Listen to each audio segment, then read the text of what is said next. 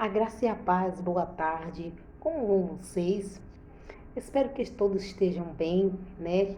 Que o Senhor possa estar nos propondo nessa tarde uma leitura prazerosa, trazendo novamente o resgate da palavra, né?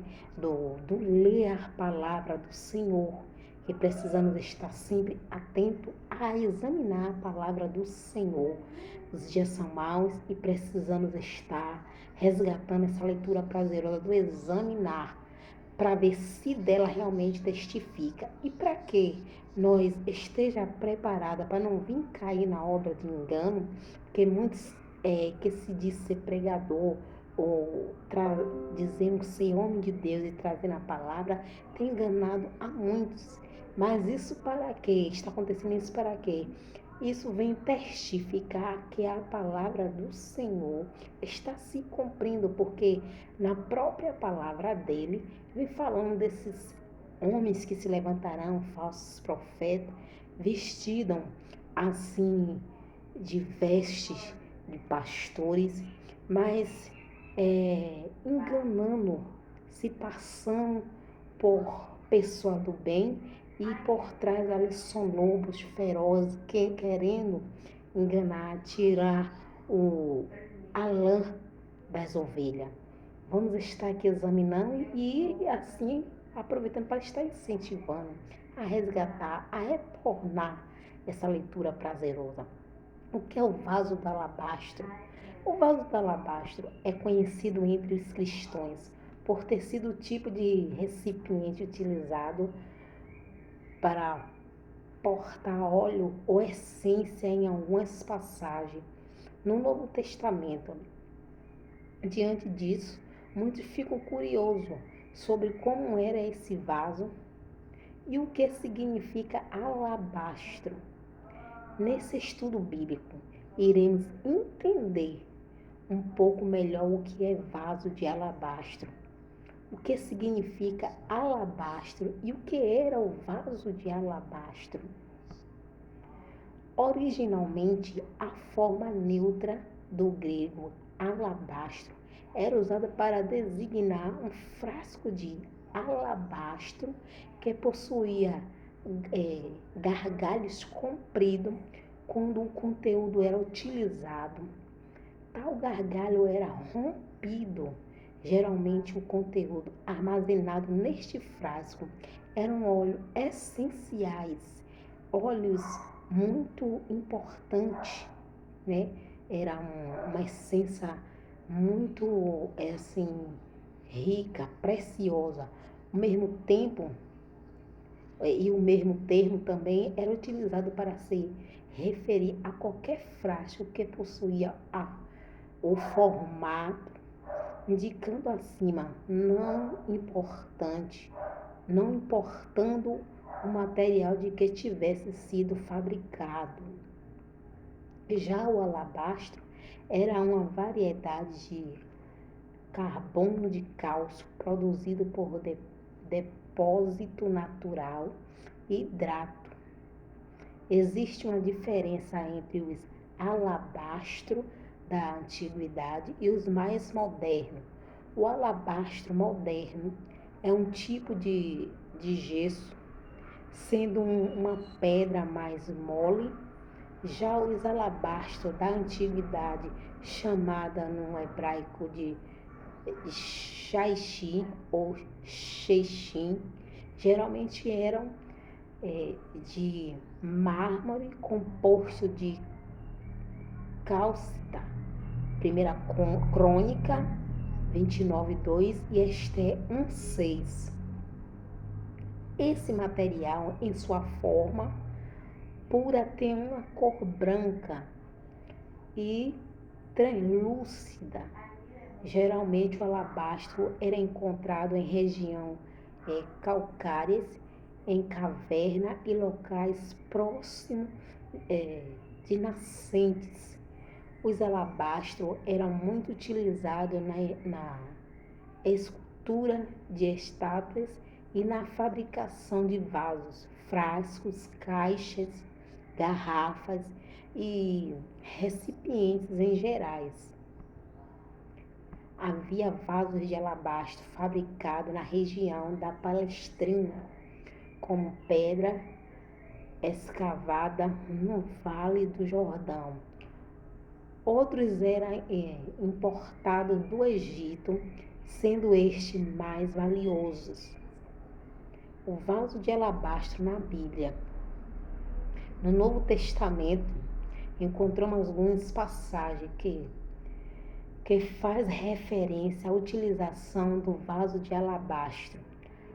A primeira está no Evangelho de Mateus, quando Jesus é ungido em Betânia. Aproximou-se dele uma mulher com um vaso de alabastro, com um unguento de grande valor, e derramou-lhe sobre a cabeça, quando ele estava assentado à mesa. Mateus 26, 7 é a primeira versão na qual aparece, citando sobre. Nos evangelhos de Marcos e João, encontramos um texto paralelo ao relato do evangelho de Mateus e Marcos 14, 3, 9 e João 12, 1, 8. No caso da referência de Marcos, trata-se de um paralelo exato. Já no texto do Evangelho de João, alguma diferença cronológica pode ser percebidas, porém, nenhum detalhe entre em conflito com os textos de Mateus e Marcos. Alguns argumentam que na narrativa de João é dita que a mulher ungiu os pés de Jesus com um unguento que estava num vaso de alabastro, enquanto Mateus e Marcos relatam que o líquido foi derramado sobre sua cabeça. Porém, é possível que ela tenha derramado tanto bálsamo em Jesus que o líquido escorreu até mesmo pelos pés dele. Sobre isso, João escreveu que havia uma libra de bálsamo de nardo puro dentro do vaso de alabastro, que está em João, capítulo 12, 3. Essa medida equivalia a algo em torno de 450 gramas de perfume, uma quantidade suficiente para cobrir Jesus. Saiba mais sobre os pesos e medida na Bíblia, só se aprofundar mais sobre isso, né? Porque aqui o tempo é curto e tenho que assim dar continuidade. Essa mulher que aparece anônima nos evangelhos de Mateus e de Marcos, identifica no evangelho de João. Ela era Maria, a irmã de Marta e Lázaro, aquela que foi ressuscitado, ou seja, o Lázaro foi aquele que foi ressuscitado. O nardo puro num vaso de alabastro. O líquido que a mulher carregava no vaso de alabastro era um nardo puro, em Marcos 14, 3. O nardo era um perfume raro, feito de raízes de uma planta nativa do Himalaia.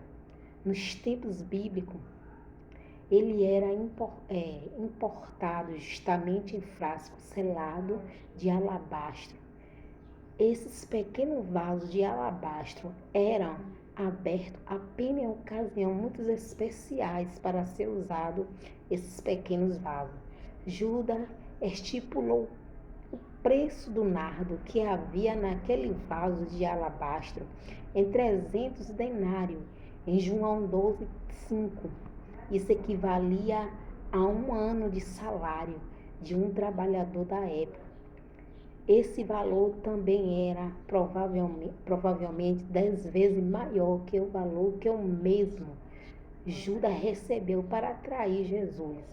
O vaso de alabastro também é citado uma referência no Evangelho de Lucas 7, 36, 50. Lucas fala de uma mulher pecadora que ungiu os pés de Jesus com especiarias que estava no vaso de alabastro. Aqui é importante dizer que essa mulher não deve ser confundida com a mulher citada anteriormente no episódio por Mateus e Marcos e João, apesar das evidentes semelhanças, mas não pode ser confundido. A mulher é mencionada por Lucas realmente não teve sua identidade revelada. É muito comum a interpretação de que essa tal mulher tenha sido uma prostituta, mas no texto original em grego, a expressão era pecadora, traduz um termo que não precisa significar necessariamente que ela era uma meretriz. O texto apenas deixa claro que ela era muito conhecida no povoado por sua má reputação. Além disso, no texto de Lucas, ela já aparece como uma mulher arrependida. Isso significa que, seja lá o que a mulher do vaso de alabastro tivesse feito, ela já não fazia mais, ou seja, já tinha deixado, já no caso, já era uma pessoa já convertida, que já tinha já se arrependido do seu erros, já tinha se confessado, já tinha tido aquele encontro que foi assim marcado pelo próprio Deus. E ela ali derramando aquele óleo de alabastro, reconhecendo que só o Senhor era o Deus da vida dela, onde trazia a solução, onde tirava toda a morte espiritual e tirava a desvalorização daquela mulher e mostrava ali já que aquela mulher tinha um valor precioso. Então já mostrava ali nesse ponto ali, nessa referência, que essa mulher já era uma nova criatura, já tinha nascido de novo. Espero que vocês tenham gostado desse estudo. É um estudo prazeroso, onde tem trazido mais conhecimento, entendimento. Eu aprendo com você e você aprende comigo, e todos aprendendo um pouco mais de Cristo. Que Deus abençoe grandemente, em nome do Senhor Jesus Cristo, e conhecemos mais dele e prosseguimos em conhecer mais do Senhor. Amém.